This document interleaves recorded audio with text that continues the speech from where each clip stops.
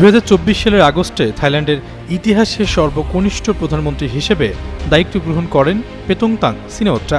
ক্ষমতা গ্রহণের 1 বছরের মাথায় একটি ফোন কল ফাঁসের জেরে তাকে ক্ষমতাচ্যুত করা হয়েছে।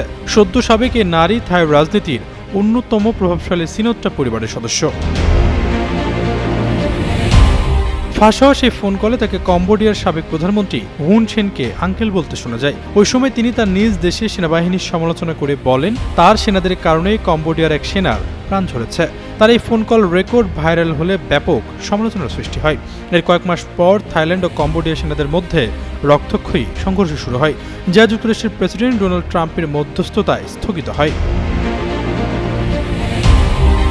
গত 15 জুনের ওই ফোন কল কম্বোডিয়ার সাবেক প্রধানমন্ত্রীকে আরও বলতে শোনা যায়, যে কোনো কিছু চাইলে আমাকে বলবেন, আমি বিষয়টি দেখব। তার এই কথাটি নিয়েই মূলত বেশি সমালোচনা শুরু হয়। ফোন কলটি ফাঁস হওয়ার সময় দুই দেশের সীমান্তে চরম উত্তেজনা বিরাজ করছিল।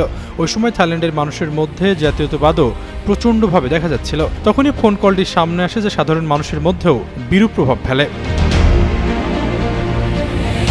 বিরোধী দলগুলো অভিযোগ করে পেতংতাং গোপনে থাইল্যান্ডের স্বার্থকে বিসর্জন দিচ্ছেন।